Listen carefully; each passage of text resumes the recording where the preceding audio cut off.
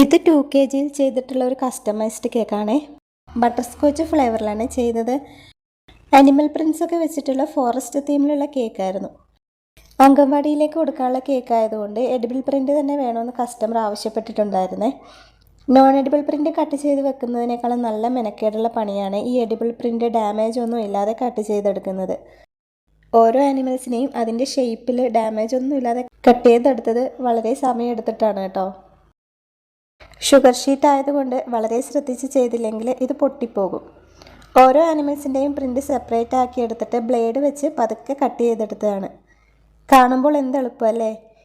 ഇത്രയും ആനിമൽസിനെ കട്ട് ചെയ്തെടുക്കാൻ ഞാനൊരു 1/2 hour എടുത്തു കേട്ടോ. പിന്നെ എല്ലാ ആനിമൽസിൻ്റെയും 2 പ്രിൻ്റ് വീതം എടുത്ത് വെച്ചിട്ടുണ്ടായിരുന്നത് കൊണ്ട് അത്ര വലിയ ടെൻഷനൊന്നും തോന്നിയില്ല. അപ്പോൾ ഇതാണ് കേട്ടോ കേക്കിൻ്റെ ഫൈനൽ ലുക്ക് വന്നിരിക്കുന്നത്.